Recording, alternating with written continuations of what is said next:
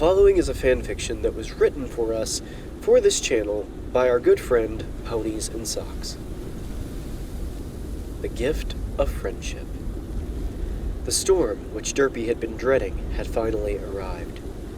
The Pegasi weather team had put out the memo warning the population of Ponyville of the imminent blizzard some weeks ago now. But far from getting the gray Pegasus ready, it had only served as a black cloud over the hearth-warming celebrations. Throughout the entire month of December, Derpy had been dragging her hooves, remembering how bad the last storm had been.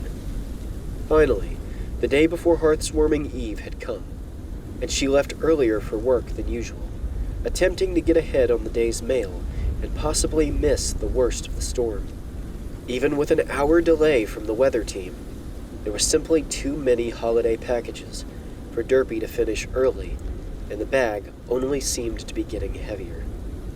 To top off the resentment she was already feeling, Derpy wanted more than anything to start the holiday off early and be home with her daughter Dinky and her husband Time Turner. He had even asked her if there was any way she could get off a day early, and though she had tried, there simply was not enough mail couriers to accommodate the demand of the packages, boxes, and bags that were shipped that time of year. She flew low to the ground, trying to keep her hooves as dry as possible, but her wings were becoming damp and frostbitten.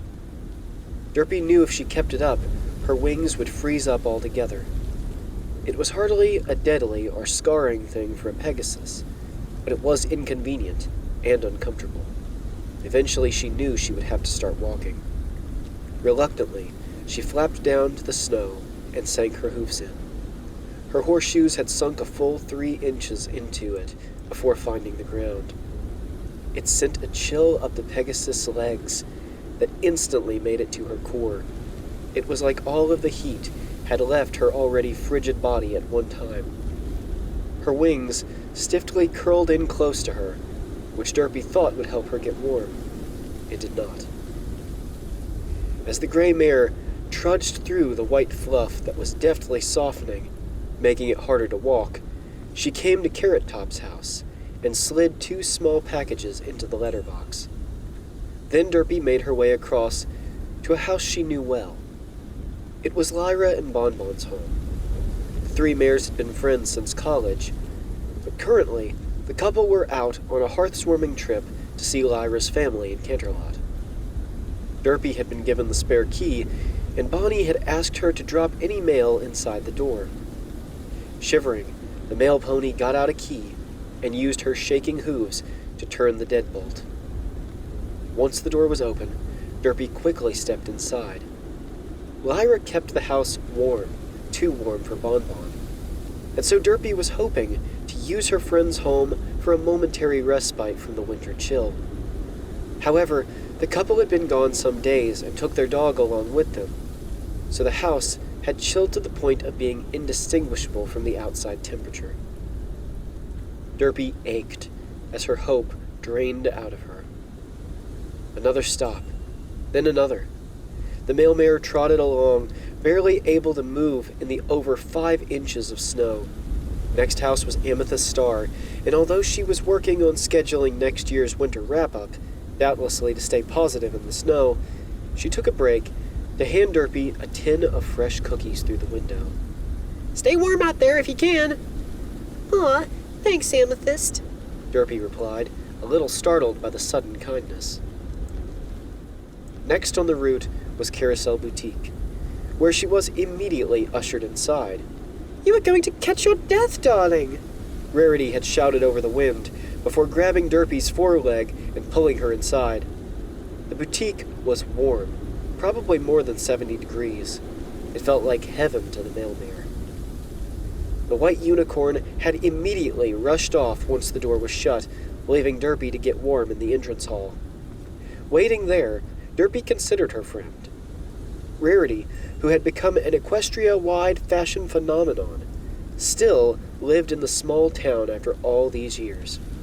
Derpy always respected that about Rarity. She never forgot her roots. As quickly as she left, Rarity returned. She was holding a beautifully wrapped gift. It's not much, but I think it'll serve you well. Rarity smiled. Happy hearth-warming. Derpy did not know what to say. She carefully took the box in her aching hooves, tore off the wrapping paper, and opened the box. Inside was a beautiful white jacket and a pair of woolly wing mittens that were bright orange.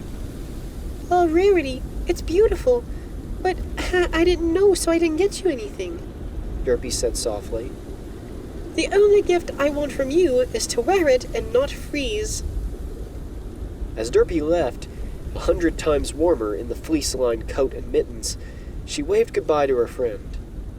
It was truly amazing to Derpy to see such generosity and care. This coat was worth more than 100 bits, and the color of the items showed the truth. The mail mare was not stupid, no matter what the kids in college tried to say. She was smart, if a little free-spirited. Smart enough to know that Rarity would not have made her a white coat. More likely, Rarity would have made her a gamboge green coat to match her eyes, just as she had done for the muffin-patterned dress she had made for Derpy's wedding. The orange wing mittens were also obviously for a different outfit altogether. Rarity must have seen her in the snow struggling, and did the only thing she could to help. She had given Derpy her own white coat, and mittens that she was making for a client. The more this reality dawned on her, the more she appreciated her friend. Looking back over her shoulder, Derpy saw Rarity in the window, watching her with concern. Derpy gave her a big smile and waved at her to show she was okay. Rarity smiled back, relieved. After that was Cranky and Matilda, who preferred to be left alone. They loved their privacy. But Matilda had always been very friendly towards the town folks. She had actually been there so long, Derpy could not remember a time without her. As Derpy dropped a letter in the old cottage's mailbox, she found inside a mug of hot cocoa, sitting on top of a letter. The letter said, "For the mail mare, thank you for going out in this weather, so we don't have to." It was signed by Matilda and Cranky, but both signatures were in Matilda's hoofwriting. Derpy smiled to herself, holding the hot mug between her hoofs to warm them. As she trotted to the next few houses, Derpy sipped her cocoa, ate a few of Amethyst's cookies, and felt much warmer. Not because of the hot beverage, or the still steaming baked goods, or the thick coat she now wore, but because of the kindness of the 3 ponies who had given them to her.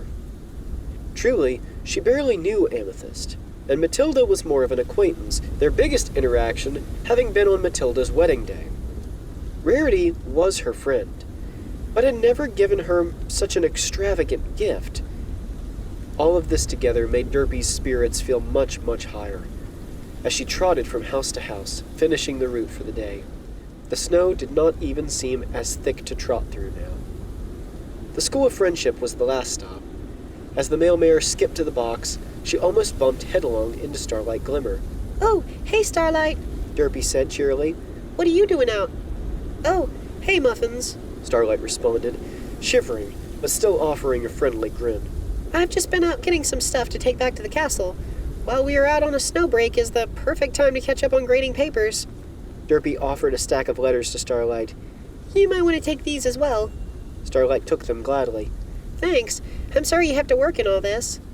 She gestured to the thick snowflakes blowing past them. I don't mind so much, actually, Derpy said honestly. I was thinking today, back in my village, Starlight started, steam streaming out of her mouth. A blizzard like this would have been so awful. Not because of the weather, really, but just because I didn't have any real friends. It would have been very lonely. She smiled at Derpy.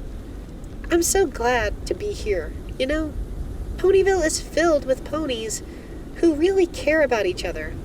That's kind of rare. The gray Pegasus felt a swell of gratitude as she trotted her way home, eating her last cookie. It was true what Starlight said. She was surrounded by friends. Ponyville really was a town where everyone cared about each other. Derpy had felt that today, experienced it first hoof, and it made all the difference. As she knocked on the door to her house, and the door flung open to reveal a burning fire in the wood stove, and her daughter Dinky beaming up at her, Derpy felt like her day was not a waste after all. She had made a difference by doing her job when others might not have been willing to. And other ponies had made a difference to her as well. As she closed the door, picking up Dinky in a hug, Time Turner trotted into the room wearing an apron. "How was your day, Derpy?" he asked. Derpy sighed happily and squeezed her daughter. Today was just great.